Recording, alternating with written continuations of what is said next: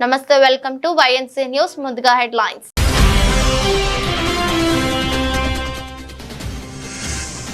తెలంగాణ ముఖ్యమంత్రి సహాయ నిధికి ప్రముఖుల విరాళాలు ముఖ్యమంత్రి సహాయ నిధికి 50 లక్షల విరాళం అందజేసిన మెగాస్టార్ చిరంజీవి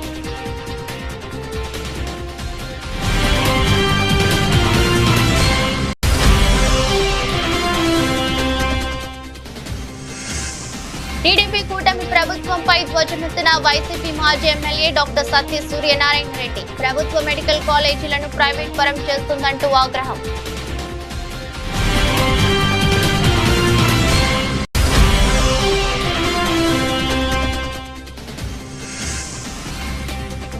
%100 రుణమాఫీ అయ్యేదాకా నిన్ను వదిలిపెట్టా సీఎం రేవంత్ రెడ్డిపై మాజీ మంత్రి హరీష్ ఆగ్రహం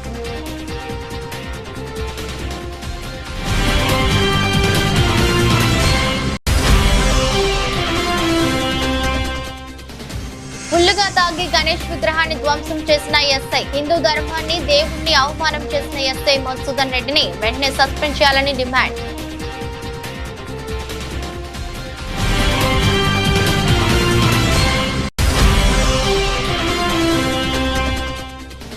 కొరియోగ్రాఫర్ జానీ మాస్టర్ తనను లైంగికంగా వేధించి అత్యాచారం చేశాడని మహిళా ఫిర్యాదు 0 ఎఫ్ఐఆర్ నమోదు చేసిన రాయదుర్గం పోలీసులు నర్సింగి పోలీస్ స్టేషన్ కు బదిలీ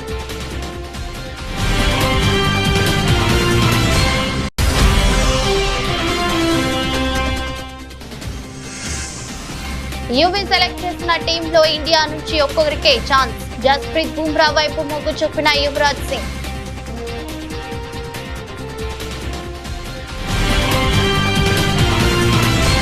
తెలంగాణ ముఖ్యమంత్రి సహాయ నిధికి ప్రముఖుల విరాళాలు వెల్లువెత్తాయి ముఖ్యమంత్రి సహాయ నిధికి మెగాస్టార్ చిరంజీవి 50 లక్షలు విరాళం అందజేశారు రామ్ చరణ్ తరపున మరో 50 లక్షలు ముఖ్యమంత్రి సహాయ నిధికి చిరంజీవి అందజేశారు అమరాజా గ్రూప్ తరపున మాజీ మంత్రి గల్లా అరుణ కుమారి సీఎం సహాయ నిధికి 1 కోటి విరాళం అందజేశారు ముఖ్యమంత్రి సహాయ నిధికి సినీ నటుడు అలీ 3 లక్షలు విరాళంగా ఇచ్చారు అలాగే 10 లక్షలు విరాళంగా సినీ నటుడు విశ్వక్ సేన్ జూబ్లీ హిల్స్ నివాసంలో సీఎం రేవంత్ రెడ్డిని కలిసి అందజేశారు రుణమాఫీ జరిగే వరకు సీఎం రేవంత్ రెడ్డి గుండెల్లో నిద్రపోతానని మాజీ మంత్రి హరీష్ రావు హెచ్చరించారు రుణమాఫీ పూర్తి కాలేదని ఇంకా 22 లక్షల మందికి జరగాల్సి ఉన్నదని పేర్కొన్నారు రుణమాఫీ జరిగినట్టు సీఎం సొంత గ్రామం కొండారెడ్డిపల్లిలో చూపించాలని తేదీ సమయం ప్రకటిస్తే తాను వస్తానని సవాల్ విసిరారు రుణమాఫీ జరిగే వరకు బీఆర్ఎస్ వదిలిపెట్టదని హెచ్చరించారు తన ఎత్తు గురించి మాట్లాడే రేవంత్ రెడ్డి తన ఎత్తుకు పెరగలేడని ఎద్దేవా చేశారు రేవంత్ బుద్ధి చరిత్ర భాష అన్ని కురిచిని వివరించారు రేవంత్ మాటలను బట్టి బీఆర్ఎస్ ఎమ్మెల్యేలపై గాంధీతో దాడి చేయించింది ఆయనని అర్థమవుతుందని ఎద్దేవా చేశారు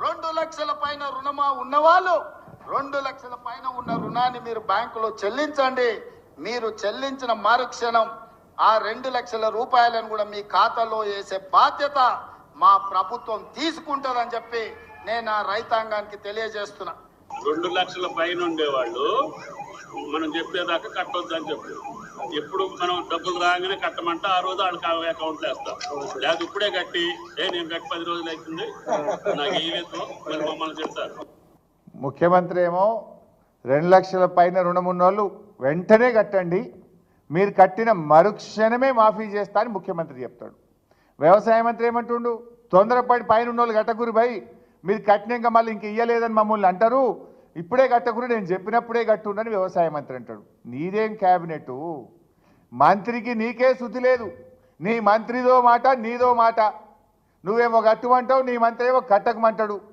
నువ్వు కట్టుమన్నదే నిజమైతే నేను ఒక 5 పేర్లు చెప్తా బొమ్మగారి రజిత గ్రామం తడకమల్ల 3,16,000 అప్పుంటే 1,16,000 రూపాయలు కట్టేసింది నల్గొండ జిల్లా మరి ఎప్పుడు ఇస్తావో చెప్పు మరుక్షణం అన్నావు కదా రేవంత్ రెడ్డి కట్టి 15 రోజులే అట్లనే బచ్చు రంగయ్య 2,18,000 అప్పుంటే మిత్తితో సహా 2 లక్షల పైన 38,000 ఉందంటే 38,000 కట్టిండు SBI ADB నల్లగొండ మిర్యాలగూడ మండలం ఈయనకి ఎప్పుడు చేస్తావో చెప్పు అలాగే మాలోతు ప్రసాద్ 2,04,918 రూపాయలు ఉంటే మీద 5,000 రూపాయలు కట్టిండు దామరచెర్ల మండలం యూనియన్ బ్యాంకు కట్టి ఇప్పటికి 10 రోజులే మరి మరుక్షణం నువ్వు అన్నట్టు రుణమాఫీ కాలే అదేవిధంగా కమతం ఎల్లయ్య 3,20,000 ఉండే మిత్తితో సహా 1,30,000 కట్టమంటే SBI జిల్లాల బ్రాంచ్లో 1,30,000 కట్టిండు కట్టి ఇవాళకి 15 రోజులు అయ్యే. నువ్వు అన్నట్టు మరుక్షణం రుణమాఫీ కాలే. ప్రభుత్వ మెడికల్ కాలేజీలను టీడీపీ కూటమి ప్రభుత్వం ప్రైవేట్ పరం చేస్తుందని వైసీపీ మాజీ శాసనసభ్యులు డాక్టర్ సత్య సూర్యనారాయణ రెడ్డి మండిపడ్డారు. ఈ విషయమై ఆయన మీడియా సమావేశంలో మాట్లాడుతూ ఏరు దాటాక తెప్ప తగలేయడం అన్నది టీడీపీ కూటమి ప్రభుత్వ విధానమని, అధికారం కోసం అడ్డగోలుగా హామీలు ఇవ్వటం, ఆ తర్వాత నిస్సిగ్గుగా ఆ హామీలు తొంగలు తొక్కి తాము అనుకున్నదే చేయటం టీడీపీ ఆనవాయితీ అయిందంటూ ఎద్దేవా చేశారు. రాష్ట్రంలో నూతన ప్రభుత్వ మెడికల్ కాలేజీల విషయంలో టీడీపీ కూటమి ప్రభుత్వ నిర్ణయం నీట్ విద్యార్థులకు శాపంలా మారిందని హెచ్చరించారు. తెలుగుదేశం పార్టీ కూటమి ఆంధ్రప్రదేశ్లో అధికారంలోకి వచ్చిన తర్వాత మరి గతంలో ఎలక్షన్ ముందు వాళ్ళు చెప్పిన దానికి అధికారంలోకి వచ్చిన తర్వాత వాళ్ళు చెప్పే మాటలకు కూడా ఎక్కడా పొంతం లేదు. ఏరు దాటిన తర్వాత తెప్ప తగలేయడం అంటే ఇదే అని మనం చెప్పవచ్చు. ఎలక్షన్ ముందు మరి ఏమైతే మరి జగన్మోహన్ రెడ్డి గారు భారతదేశంలో ఎక్కడా లేని విధంగా ఒకేసారి 17 ప్రభుత్వ మెడికల్ కాలేజీలకి శాంక్షన్ ఇవ్వడం జరిగిందో మరి దానిపైన రకరకాల విమర్శలు చేయడం, అందులో మేనేజ్మెంట్ కోటా ఎన్ఆర్ఐ కోటా లేకుండా చేస్తామని, వచ్చిన వెంటనే జీవోలు ఇచ్చేది రద్దు చేస్తామని వాళ్ళు చెప్పడం, తర్వాత వాళ్ళ అధికారంలోకి వచ్చిన తర్వాత అది రద్దు చేయడం, అటు నుంచి కాలేజీలనే ప్రైవేట్ పరం చేసే విధంగా వాళ్ళ చర్యలు తీసుకుంటున్నారు. దీనికి నిదర్శనమే ఈ మధ్య జరిగిన సంఘటనలు. మరి జగన్మోహన్ రెడ్డి గారు అధికారంలోకి వచ్చిన తర్వాత 17 మెడికల్ కాలేజీల్లో ఆల్రెడీ పోయిన సంవత్సరం 5 మెడికల్ కాలేజీలు మరి ఆల్రెడీ వర్క్ స్టార్ట్ అవ్వడం, అడ్మిషన్లు కూడా ప్రారంభించడం జరిగింది. సుమారు 750 మంది మెడికల్ స్టూడెంట్స్ ఈ రోజున మరి ఆ కాలేజీల్లో వాళ్ళు విద్యను అభ్యసిస్తున్నారు. మరి ఈ సంవత్సరం అయితే ఇంకో 5 మెడికల్ కాలేజీలు అంటే సుమారు 750 మంది మళ్ళీ అడ్మిషన్లు ఇంకో వాళ్ళు ఎదురు చూస్తుంటే కేవలం 50 మంది, అది కూడా పులివెందుల్లో 50 మందికి వాళ్ళు నేషనల్ మెడికల్ కౌన్సిల్ వాళ్ళు రికమెండ్ చేస్తే అడ్మిషన్కి రాష్ట్ర ప్రభుత్వం మా దగ్గర ఇన్ఫ్రాస్ట్రక్చర్ లేదు, ఆ 50 మందిని కూడా క్యాన్సిల్ చేయమని వాళ్ళు మరి ఎన్ఎంసీకి రాశారంటే మరి రాష్ట్ర ప్రభుత్వం ఏ రకంగా మరి నీట్ విద్యార్థుల్ని మోసం చేస్తుందా అన్నది మరి మనం అందరం కూడా చూస్తున్నాం. ఈ నీట్లో క్వాలిఫై అయ్యి మంచి ర్యాంకులు వచ్చిన వాళ్ళు, ముఖ్యంగా పేద ప్రజలు ఎంతోమంది మరి ఆంధ్రప్రదేశ్లో ఇన్ని మెడికల్ కాలేజీలు వచ్చినందుకు మనకి సీట్ వస్తుందని ఎదురు చూస్తున్న తరుణంలో వాళ్ళందరికీ కూడా మరి ఏ రకంగా మరి మోసం చేసి వాళ్ళందరికీ కూడా మరి నష్టపరిచారో అన్నది మనం చూస్తున్నాం. పెద్దపల్లి జిల్లా గోదావరి కనిపట్న శివారులోని గోదావరి బ్రిడ్జ్ వద్ద పోలీసుల అవుట్ పోస్ట్ కంట్రోల్ రూమ్ ను రామగుండం పోలీస్ కమిషనర్ శ్రీనివాస్ ప్రారంభించారు. గోదావరి కని 2 టౌన్ పోలీసుల ఆధ్వర్యంలో ఏర్పాటు చేసిన కంట్రోల్ రూమ్ ను సిపి ఇతర పోలీస్ అధికారులతో ప్రారంభించారు. అనంతరం మాట్లాడుతూ గోదావరి నది బ్రిడ్జ్ కి ఇరువైపులా ఏర్పాటు చేసిన అవుట్ పోస్ట్ ద్వారా ఎప్పటికప్పుడు పర్యవేక్షణ ఉంటుందని, నది బ్రిడ్జ్ వద్ద నిరంతరం పర్యవేక్షణ కోసమే ప్రత్యేక పోలీస్ సిబ్బందితో పాటు ఇరువైపులా సీసీ కెమెరాలు ఏర్పాటు చేశామని అన్నారు. 10 రోజుల్లో మనం 4,765 విగ్రహాలని మనం ఇక్కడ ప్రతిష్టాపన చేసుకొని ఈ 10వ రోజు 11వ రోజు నిమజ్జన కార్యక్రమానికి ఏర్పాట్లను పూర్తి చేసుకున్నాము. దీంట్లో భాగంగా మనం ఇక్కడ పెద్దపల్లిలో ఈరోజు 16th రోజు మనకు నిమజ్జన కార్యక్రమాలు ఉన్నాయి. పెద్దపల్లి జిల్లాలో పెద్దపల్లి, తర్వాత సుల్తానాబాద్, మంతని అండ్ గోదావరి ఈ ఇందారం దగ్గర పెద్ద ఎత్తున ఏర్పాట్లన్నీ పూర్తి చేసుకున్నాం. ఇక్కడ కొన్ని ఫస్ట్ ఇందారం దగ్గర చూసుకుంటే జైపూర్ నుంచి కూడా విగ్రహాలు ఇక్కడికి వస్తాయి, మా మంచిర్యాల జిల్లా నుంచి కూడా వాటి కూడా ఏర్పాట్లన్నీ పూర్తి చేసుకున్నాం. తర్వాత టోటల్గా ఫోర్స్, తర్వాత ఇన్ఫ్రాస్ట్రక్చర్ ఇవన్నీ మొన్న నుంచి మొత్తం ప్రతి దగ్గరికి ప్రతి స్పాట్కి వెళ్ళి చూడడం జరిగింది. మా ఆఫీసర్స్ అందరూ డే అండ్ నైట్ అందరూ దీంట్లో రూట్స్ కానీ ఏ రూట్లలో వస్తున్నాయి, ఆ రూట్లలో అయినా ఇతర మద్రాసులో ఇంకా ప్రార్థన మందిరాలు ఉంటే వాళ్ళతో మాట్లాడి, ఇది ఆల్రెడీ కోఆర్డినేషన్ మీటింగ్ చెప్పుకొని వాళ్ళతో మాట్లాడి అన్ని సామరస్యంగా ప్రశాంతంగా జరుపుకోవాలని మనం ఆల్రెడీ ప్లాన్ చేసుకున్నాము. దాంట్లో భాగంగానే టోటల్గా మనకు 4,750 విగ్రహాలు ఇప్పుడు చేయాల్సి ఉన్నది. ఇప్పటివరకు చెన్నూరులో కంప్లీట్ అయిపోయింది, నిన్న స్టార్ట్ అయ్యి 365 వరకు చెన్నూరులో కంప్లీట్ అయిపోయినాయి. ఇంకా కొన్ని ఇప్పుడు ఇంకా ఆల్మోస్ట్ అయిపోతుంది. అలాగే బెల్లంపల్లిలో కూడా చాలా వరకు కంప్లీట్ అయింది. ఇక్కడ ఈ పెద్దపల్లి జిల్లాలో ఈ 4 ప్రాంతాల్లో ఇప్పుడు 3 గంటలకు స్టార్ట్ అవుతుంది. ఈ శోభాయాత్రలు చేసేటప్పుడు మీరు పిల్లల్ని ఉమెన్ని చాలా జాగ్రత్తగా తీసుకొచ్చి ఇక్కడ కూడా డిసిప్లిన్గా ఒకరి వెనుక ఒకరు ముందుగా తీసుకోకుండా ఏదే అలాంటి గొడవలు పడకుండా మేము ఇచ్చిన అరేంజ్మెంట్స్ అన్నీ యూజ్ చేసుకొని చాలా ఫాస్ట్గా మేము చేయడానికి మేము రెడీగా ఉన్నాం. దాంట్లో భాగంగానే ఫోర్స్ అంతా 1675 ఫోర్స్ని ఇక్కడ డిప్లాయ్ చేసుకున్నాం. మొత్తం 2 జిల్లాలకు కలుపుకొని 2 డీసీపీస్ ఉన్నారు అండ్ అడిషనల్ డీసీపీ ఉన్నారు, 6 ఏసీపీ మంది ఉన్నారు, తర్వాత 18 సిఐస్, ఎస్ఐస్ ఒక 30 మంది, 200 మంది కొత్తగా రేక్ సెంటర్ రిక్రూట్మెంట్ అయిన ఇంకా అండర్ ట్రైనింగ్ లో ఉన్న వాళ్ళు కూడా వచ్చారు. ఆంధ్రప్రదేశ్ రాజకీయాల్లో బాహుబలి కట్టప్ప పాత్రను మరిపిస్తున్న పవన్ కళ్యాణ్ అని రాష్ట్రీయ ప్రజా కాంగ్రెస్ ప్రధాన కార్యాలయంలో జరిగిన పార్టీ వారాంతపు సమావేశంలో ఆర్పీసీ వ్యవస్థాపక అధ్యక్షులు మేడా శ్రీనివాస్ తీవ్ర ఆక్షేపణ తెచ్చారు. 2014 సంవత్సరంలో ఆనాటి కేంద్ర ప్రభుత్వం అశాస్త్రీయంగా ఆంధ్రప్రదేశ్ ను విభజించి ఘోరమైన అన్యాయం చేసిందని, ఆ రోజు సమైక్యాంధ్ర ఉద్యమం అంటూ కొంతమంది ఆంధ్ర రాష్ట్ర దోహులు పెట్టుబడిదారుల వద్ద అవినీతి ముడుపులు తీసుకుని రాత్రికి రాత్రి సమైక్యాంధ్ర ఉద్యమాన్ని సీమాంధ్ర ఉద్యమంగా మార్చేసి ఆంధ్ర రాష్ట్ర భవిష్యత్తుపై ఆనాడే విషం చిమ్మారని, నేటికి ఆ ద్రోహం మన రాష్ట్రాన్ని వెంటాడుతూనే ఉందని, ప్రస్తుత అమరావతి రాజకీయ నాటకం ముందు ఆనాటి చింతామణి నాటకం ఎందుకు పనికిరాదని, అమరావతి రాజధాని ముసుగులో జరుగుతున్న అతిపెద్ద కుంభకోణాన్ని యావత్ ఆంధ్రులు వ్యతిరేకించి ఆంధ్రప్రదేశ్ భవిష్యత్తుకు పునాదులుగా నిలవాలని ఆయన పిలుపునిచ్చారు. ఏకైక పార్టీ రాష్ట్రీయ ప్రజా కాంగ్రెస్ పార్టీ. ఈ రాష్ట్రం నాది అనే ఒక ఫీల్తో ఉన్నటువంటిది రాష్ట్రీయ ప్రజా కాంగ్రెస్ పార్టీ.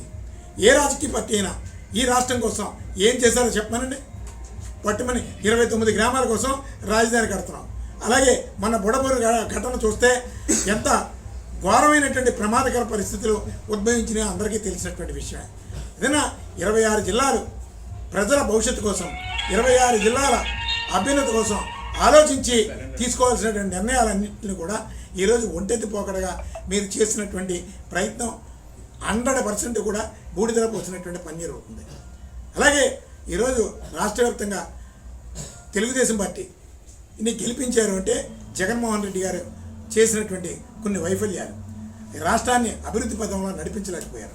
మోడీని గట్టిగా అడిగి ఇక్కడ ప్రత్యేక హోదా విభజన హామీని కనీసం ఏ రోజు ఎన్నడూ కూడా పార్లమెంట్లో ప్రశ్నించలేకపోయారు. అలాగే పోలవరం ప్రాజెక్టు, అలాగే దశాబ్దాల కళ అది.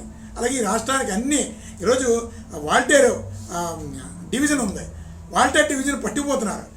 ఉన్నదే అంటే సుమారు 130 ఏళ్ల చరిత్ర కలిగినటువంటి వాల్టేర్ డివిజన్ని ఈరోజు రాయగడ పట్టిపోతున్నారు.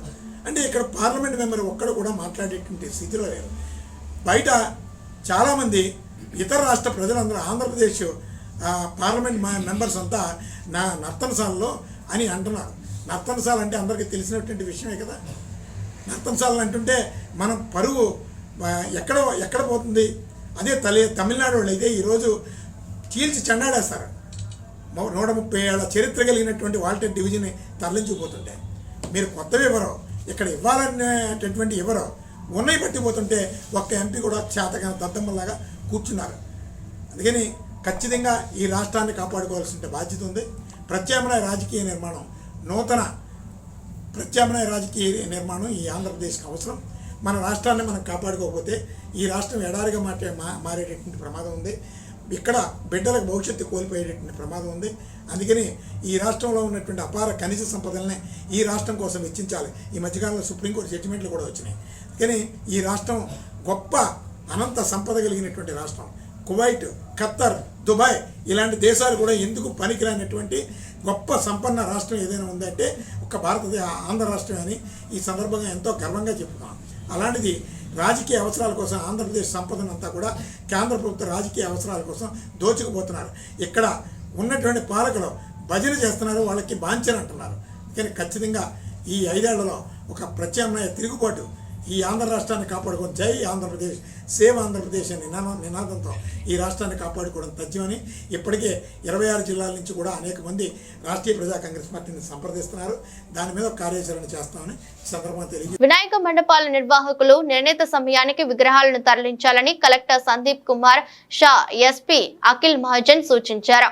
సిరిసిల్ల జిల్లా కేంద్రంలోని మానేరు తీరంలో చేస్తున్న ఏర్పాట్లను కలెక్టర్, ఎస్పీ, ఇతర అధికారులు పరిశీలించారు.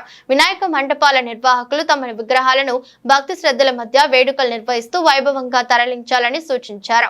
ప్రజాప్రతినిధులు, యువత ప్రతి ఒక్కరూ సహకరించాలని కోరారు. అధికారులు సూచించిన మేరకు సౌండ్ బాక్సులు పెట్టుకోవాలని ఆదేశించారు. ఇక్కడ 2 స్టార్ట్ అవుతుంది.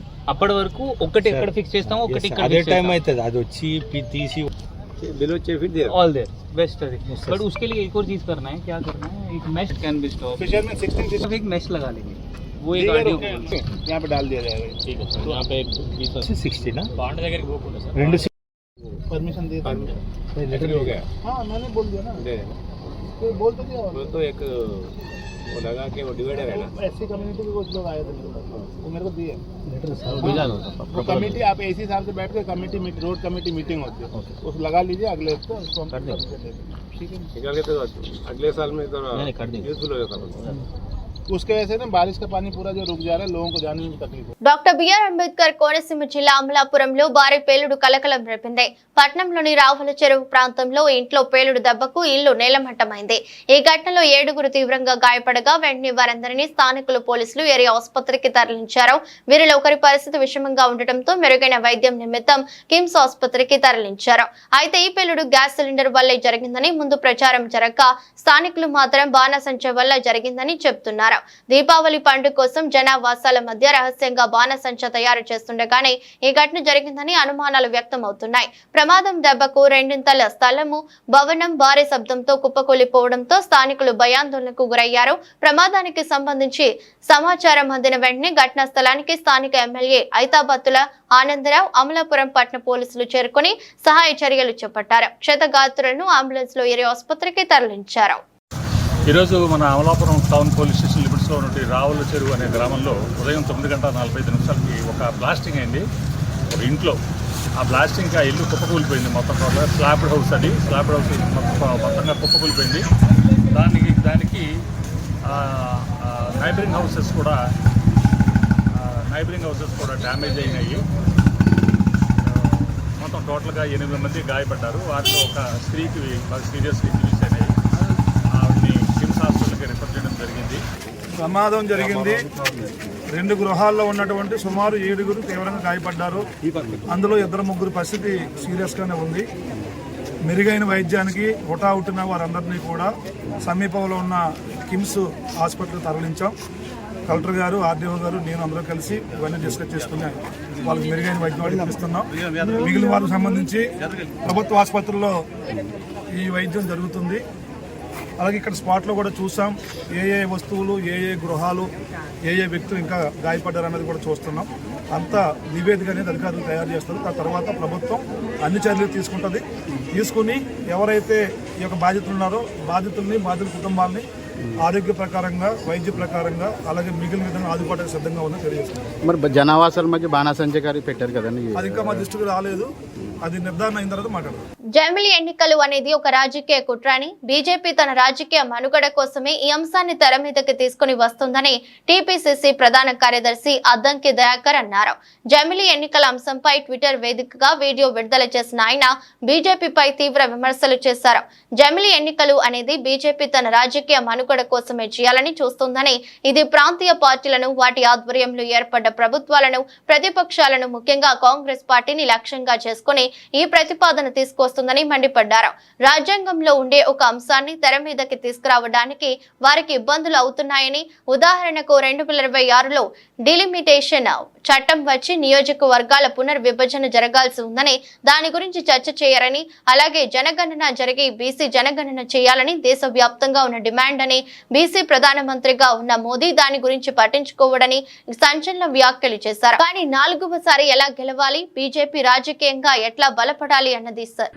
జమిలీ ఎలక్షన్స్ అనేవి బీజేపీ తన రాజకీయ మనుగడ కోసం అటు ప్రాంతీయ పార్టీలను, వాటి ఆధ్వర్యంలో ఏర్పడ్డ ప్రభుత్వాలను, తర్వాత ప్రతిపక్షాన్ని, ముఖ్యంగా కాంగ్రెస్ పార్టీని లక్ష్యంగా చేసుకొని అలా ఆ ప్రతిపాదన తీసుకొస్తున్నది. అంటే ఒక కాన్స్టిట్యూషన్లో ఉండే ఒక అంశాన్ని తెర మీదకి తీసుకురావడానికి మాత్రం వాళ్ళకి ఇబ్బందులు అవుతాయి. ఎగ్జాంపుల్, ఇప్పుడు డీలిమిటేషన్ యాక్టివేట్ కావాలి. 2026లో డీలిమిటేషన్ చట్టం వచ్చి పునర్విభజన, నియోజకవర్గాల పునర్విభజన జరగాలి. దాని మీద చర్చ ఉండదు. జనగణన జరిగి బీసీ జనగణన చేయాలనేది దేశవ్యాప్తంగా ఉన్న డిమాండ్. దాని గురించి పట్టించుకోడు బీసీ ప్రధానమంత్రి. కానీ రాజకీయంగా 4వసారి వాళ్ళు ఏ విధంగా గెలవాలనేది ఒకటి, బీజేపీ రాజకీయంగా ఎట్లా బలపడాలనేది రెండవది, ఇంకా మిగతా పక్షాలను ఒకే ఎన్నిక ఒకే దేశం అనే పేరు మీద మిగతా రాజకీయ పక్షాలను ఏ విధంగా అణిచివేయాలి అనే దాని విషయంలో మాత్రం చాలా సీరియస్గా ఉంటుంది. అది రేపు ఆర్ఎస్ఎస్ సమావేశాల్లో కూడా చర్చకు తీసుకొస్తారు. 100 సంవత్సరాల ఆర్ఎస్ఎస్ దాంట్లో కూడా ఇది ఒక రకంగా ప్రజలపై, దేశంపై, ప్రతిపక్షాలపై, ప్రాంతీయ పార్టీలు, ప్రభుత్వాలపై చేస్తున్న ఒక రాజకీయ కుట్రగా దీన్ని చూడాల్సిన అవసరం అయితే ఉంటుంది. ఫుల్లుగా మద్యం సేవించి ఓ ఎస్ఐ గణేష్ విగ్రహాన్ని ధ్వంసం చేశాడు. ఈ సంఘటన వికారాబాద్ జిల్లా పూడూరు మండలం కేంద్రంలో చోటు చేసుకుంది. స్థానికులు తెలిపిన వివరాలు ఇలా ఉన్నాయి. మండల కేంద్రంలోని ఎస్సీ కాలనీలోని గణేష్ నిమజ్జన కార్యక్రమం జరుగుతుండగా ఎస్ఐ మధుసూదన్ రెడ్డి మద్యం మత్తులో అక్కడికి చేరుకున్నాడు. స్థానికులతో వాగ్వాదానికి దిగి గణేష్ విగ్రహాన్ని ఎస్ఐ ధ్వంసం చేశాడని భక్తులు తెలిపారు. హిందూ ధర్మాన్ని, దేవుణ్ణి అవమానించిన ఎస్ఐ మధుసూదన్ రెడ్డిని వెంటనే సస్పెండ్ చేయాలని భక్తులు డిమాండ్ చేశారు. లేదంటే పెద్ద ఎత్తున ఉద్యమిస్తామని హెచ్చరించారు.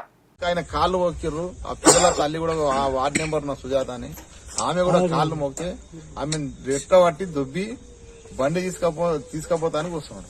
పిల్లలు ఎంత మొత్తుకున్నా అని ఈడుస్తాడు.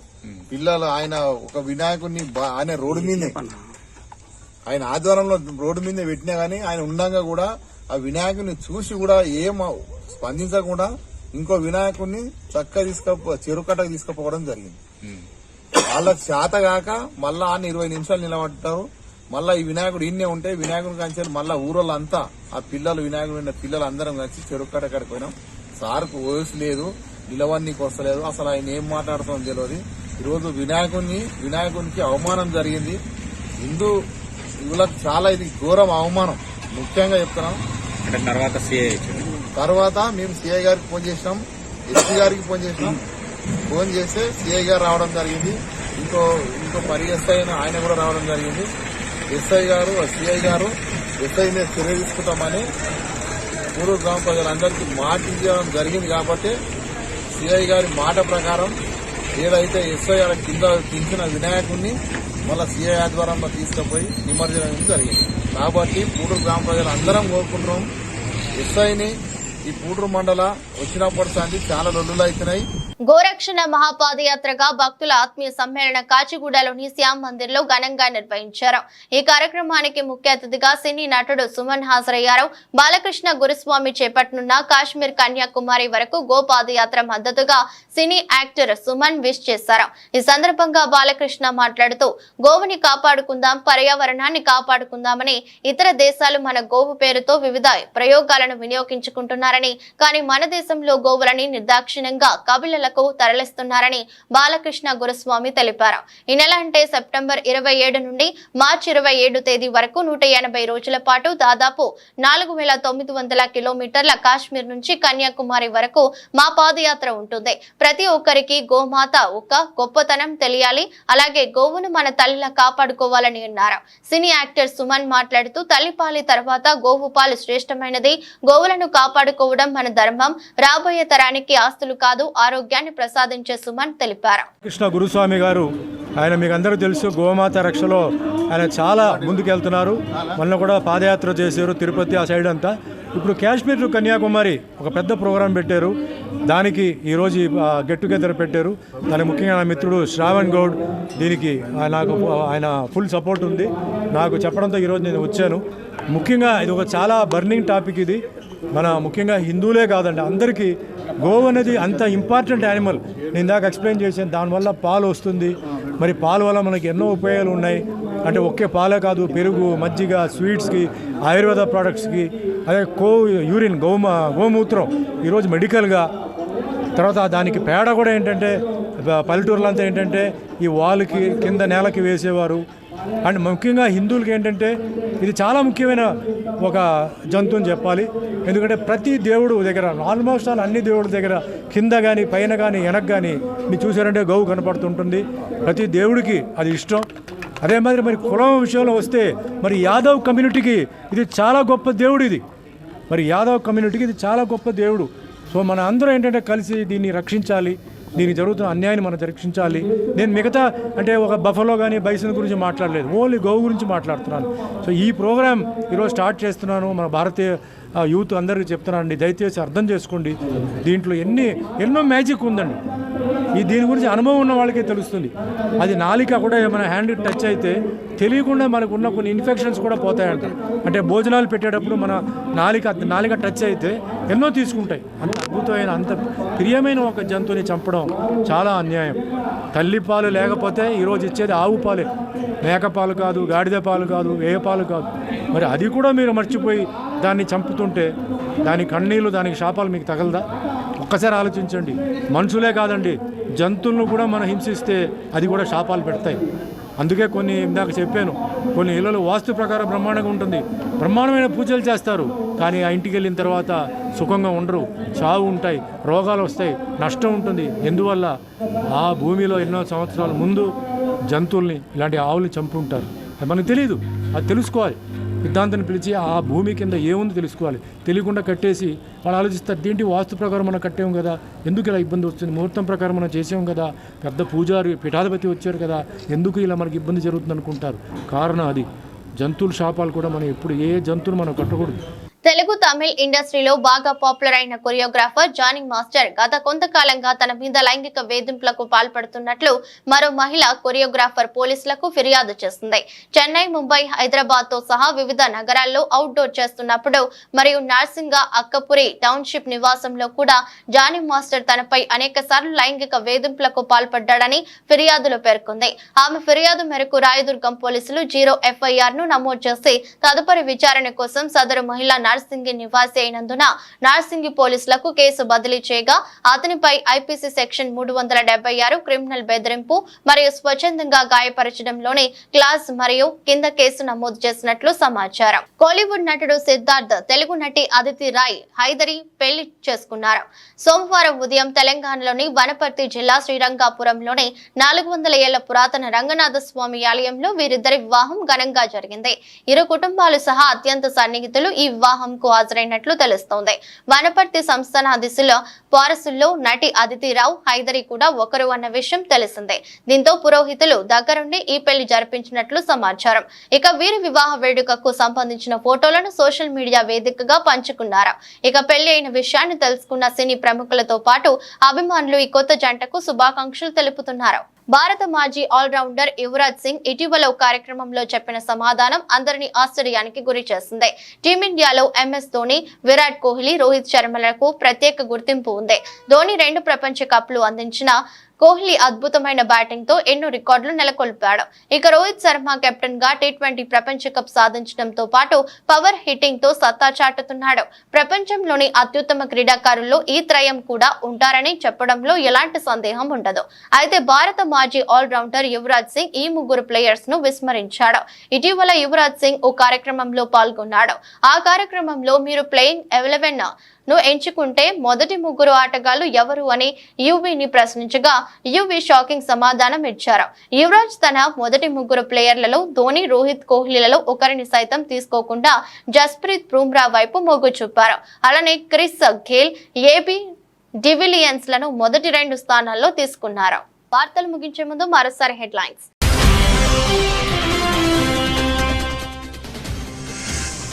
తెలంగాణ ముఖ్యమంత్రి సహాయ నిధికి ప్రముఖుల విరాళాలు. ముఖ్యమంత్రి సహాయ నిధికి 50 లక్షల విరాళం అందజేసిన మెగాస్టార్ చిరంజీవి.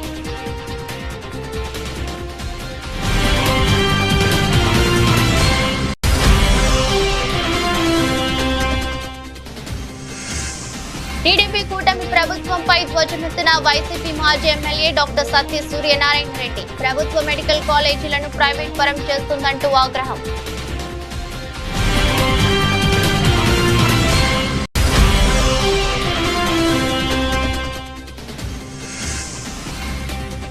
వంద శాతం రుణమాఫీ అయ్యేదాకా నిన్ను వదిలిపెట్టా. సీఎం రేవంత్ రెడ్డిపై మాజీ మంత్రి హరీష్ ఆగ్రహం.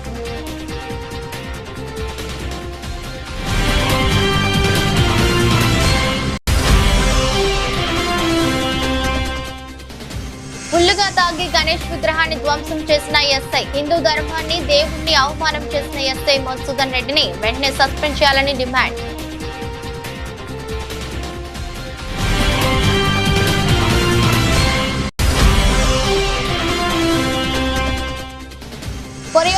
జానీ మాస్టర్ తనను లైంగికంగా వేధించి అత్యాచారం చేశాడని మహిళా ఫిర్యాదు. 0 ఎఫ్ఐఆర్ నమోదు చేసిన రాయదుర్గం పోలీసులు నర్సింగి పోలీస్ స్టేషన్ కు బదిలీ.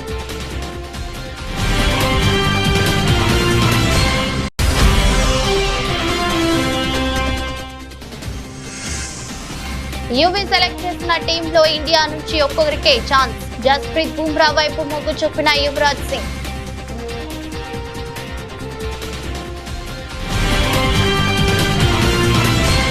ఇది రోజు బులెటిన్. మరో బులెటిన్ లో మళ్ళీ కలుద్దాం. అంతవరకు సెలవు. నమస్కారం.